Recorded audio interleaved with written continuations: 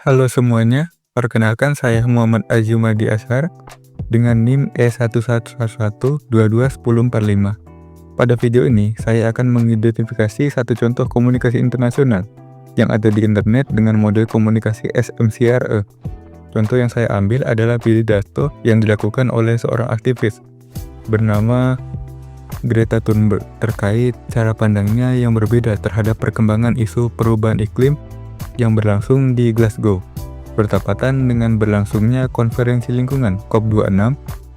Video rekaman terkait pidato yang dilakukan oleh Greta Thunberg ini dapat disaksikan pada kanal YouTube Fridays for Future yang diunggah pada tanggal 6 November 2021. Saya berasumsi bahwa komunikasi internasional ini tergolong pada fitur global scope yang dapat dikatakan demikian karena dalam pidatonya, Greta Thunberg berfokus pada mekanisme bencana iklim, di mana perusahaan iklim seringkali dilakukan oleh negara-negara maju atau negara-negara dunia pertama. Namun dampak berupa bencana iklim justru lebih buruk bagi negara-negara kurang berkembang atau negara dunia ketiga. Untuk saluran, saya rasa International Conference and Summit cukup relevan untuk mewakili komunikasi internasional ini. Berlaku demikian karena walau Greta Thunberg bukanlah pihak resmi yang berpidato pada acara COP26, namun ia berhasil mencuri momentum yang tepat agar dapat menjangkau lebih banyak orang yang sesuai dengan target pemirsanya, yaitu orang-orang yang sepak terjangnya berkaitan dengan bidang lingkungan. Maka dari itu, saya rasa jika ia tidak berpidato bertepatan dengan berlangsungnya COP26, maka pidatonya tidak akan tersebar seluas seperti saat ini. Yang menjadi sumber atau komunikator dari komunikasi internasional ini adalah Greta Thunberg itu sendiri. Ia tergolong pada komunikator aktivis, karena dalam pidato yang disampaikannya tidak ada kepentingan segelintir pihak yang menjadi fokusnya. Selain itu, ia juga cenderung tidak melakukan pidato tersebut demi keuntungan pribadi. Selain itu, Greta Thunberg juga dalam pidato itu tidak memiliki jabatan politik dan terlihat tidak menginginkan jabatan politik. Dalam pidatonya, ia terlihat berusaha mempengaruhi orang-orang agar memiliki cara berpikir yang sama dengannya. Mungkin bagi pihak tertentu, Greta Thunberg dapat dikatakan spin doctor karena membawa suatu pandangan yang berbeda dengan pandangan yang sudah ada. Namun, ia tidak sepenuhnya salah, karena pendapat yang dikemukakannya kemungkinan sesuai dengan keadaan yang dialami dan diketahui oleh halayak ramai. Pesan yang ingin disampaikan oleh Greta Thunberg adalah terkait caranya memandang tindakan yang dilakukan oleh pihak aktor resmi internasional atau negara terhadap isu perubahan iklim. Menurutnya, tindakan yang diambil oleh pihak resmi ini hanyalah janji palsu. Hal ini didasari dengan asumsinya bahwa pihak elit global memiliki agenda kepentingan ekonomi dan politik yang lebih diprioritaskan mereka dibanding agenda lingkungan, sehingga mereka harus mengorbankan kepentingan lingkungan. Hal ini berlaku demikian karena sebenarnya tidak ada solusi yang dapat menyelesaikan permasalahan iklim dan tetap mempertahankan dinamika ekonomi dan politik secara bersamaan, sehingga pihak pemangku kepentingan harus memilih salah satu dari dua kepentingan tersebut. Dan Greta Thunberg menyatakan bahwa pilihan lebih dominan ke arah kepentingan ekonomi dan politik.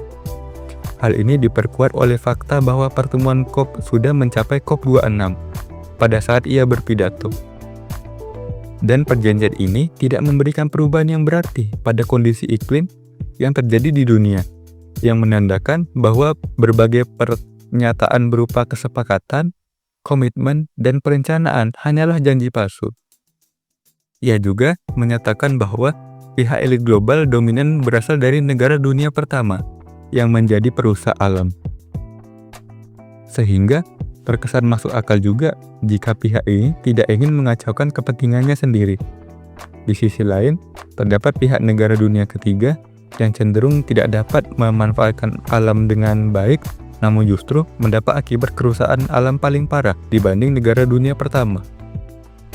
Nah, maka dari itu, jika dianalisis, pesan ini merupakan pesan pengaruh, di mana Greta Thunberg tidak bisa memaksa komunikan untuk mengikuti pengaruhnya melalui kekuasaan Dan juga ia tidak bisa memberikan pidato dengan sifat pembicaraan perintah, karena ia tidak dapat menjamin pesannya tersebut akan mempengaruhi komunikan atau tidak. Namun setidaknya ia dapat berusaha melalui penyampaian cara pandangnya yang berbeda, namun tetap masuk akal, serta didukung oleh fakta yang terjadi pada saat itu. Tindakan yang paling tercermin dari pidatonya adalah dorongan, baik terhadap pihak elit global untuk mengubah cara pandang mereka, ataupun terhadap pihak netral agar berusaha melihat isu ini dari perspektif sang komunikator. Dalam tindakan ini dapat dikatakan ia berusaha mencari keuntungan, namun bukan keuntungan pribadi, melainkan keuntungan berskala global yang secara langsung juga akan tersebar pada dirinya sendiri.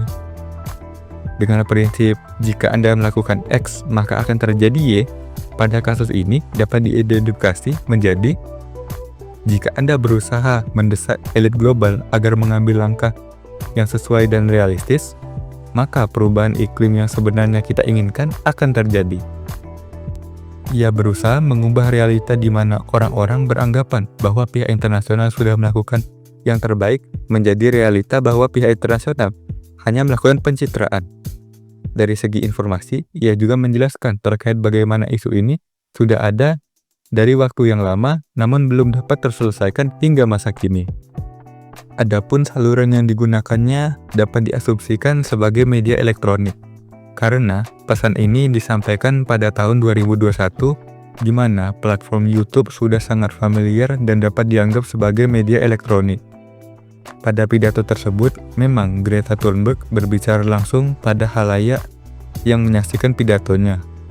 Namun yang membuat pengaruh pesan yang ia sampaikan dapat berskala internasional adalah karena adanya peran media berupa pihak-pihak perekam yang kemudian mengunggah pidato yang ia lakukan ke platform YouTube dan disaksikan lebih banyak orang.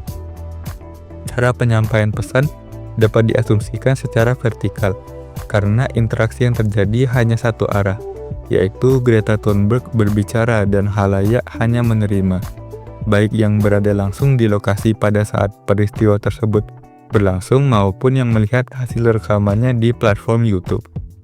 Ia juga dapat dikatakan melakukan kampanye massa karena menyampaikan sebuah pesan persuasi, yaitu mendorong komunikan untuk bertindak terhadap kondisi iklim yang ada.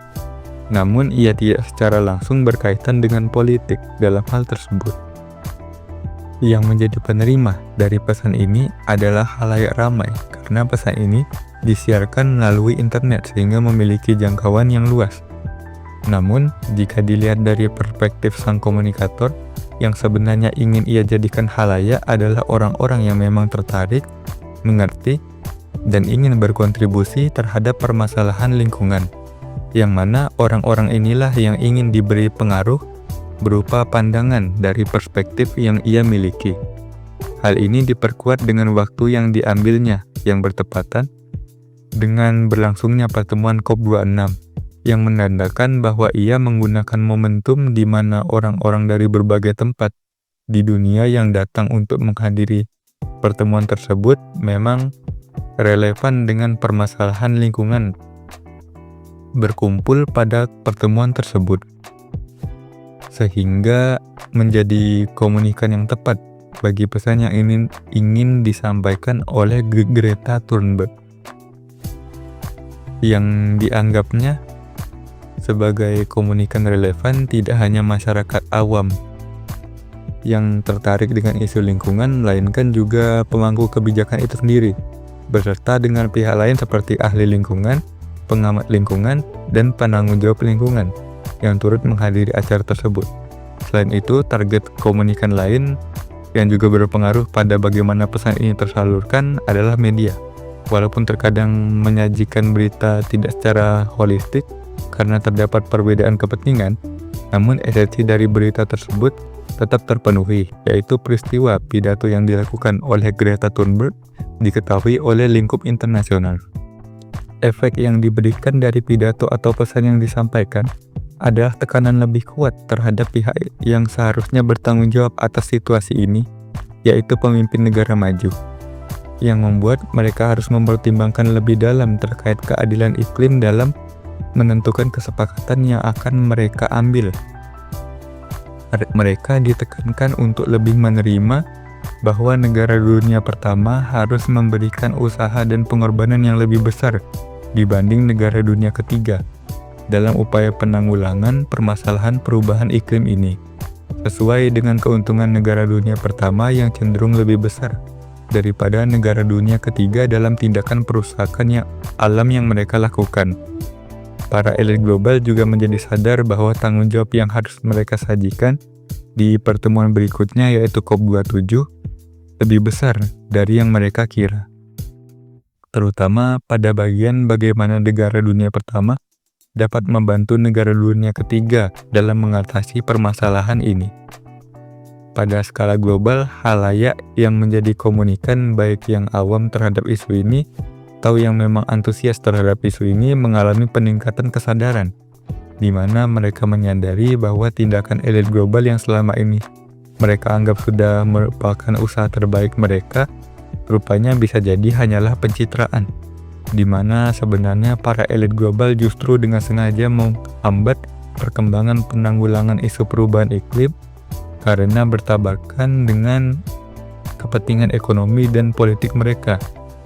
Bagi rakyat jelata, tentunya hal ini dianggap buruk karena mereka cenderung akan menjadi pihak yang menerima dampak buruk dari perubahan iklim dibanding menjadi penerima keuntungan dari pengorbanan perbaikan iklim. Bagi pihak yang memang antusias seperti Greta Thunberg, pidato ini dapat menjadi pemicu bagi mereka untuk bertindak dengan lebih agresif dengan tujuan agar kepentingan bersama mereka terkait perkembangan isu perubahan lingkungan dapat tercapai. Mereka seolah-olah diingatkan kembali dengan fakta yang membuat mereka menjadi aktivis. Penekanan efek dari pesan ini terdapat pada pesan afektif, yang menekankan pada bagaimana pesan tersebut dapat memberi perubahan sikap atau persepsi komunikan terhadap topik pidato. Walau pesan ini juga menekankan pada kognisi yang berfokus pada menyadarkan komunikan terkait pandangan lain yang dimiliki komunikator dan konatif yang mendorong komunikan agar memiliki kemauan yang cukup untuk bertindak sesuai dengan keinginan komunikator. Adapun yang menjadi hambatan pada pesan yang disampaikan adalah pemilihan kata yang digunakan oleh Greta Thunberg, di mana kata seperti keadilan iklim yang disebutkannya cenderung memiliki penafsiran yang berbeda, di mana negara dunia ketiga menganggap hal tersebut merujuk pada bagaimana negara dunia pertama memberikan bantuan pada mereka karena melakukan perusakan alam lebih banyak namun mendapat akibat lebih minim.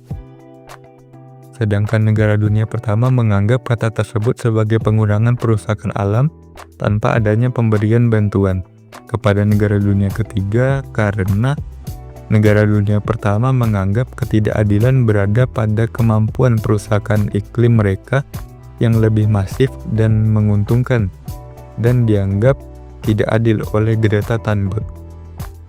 Selain itu, penggunaan bahasa yang agresif dan cenderung agak kasar, walau sesuai dengan fakta yang ada, juga berpotensi membuat komunikan seperti pihak elit global merasa diserang secara personal dan memilih untuk berusaha tidak mendengarkan hal tersebut, walau mungkin hal yang disampaikan oleh Greta Thunberg merupakan hal yang masuk akal.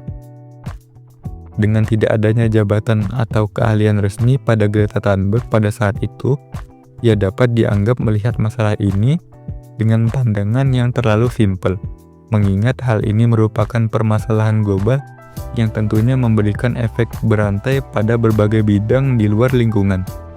Dan narasi yang dibawakan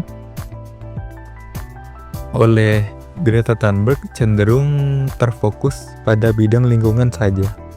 Baik, saya rasa itu untuk analisis dengan model komunikasi SMCRE terhadap video pidato terkait isu lingkungan yang dilakukan oleh Greta Thunberg. Terima kasih.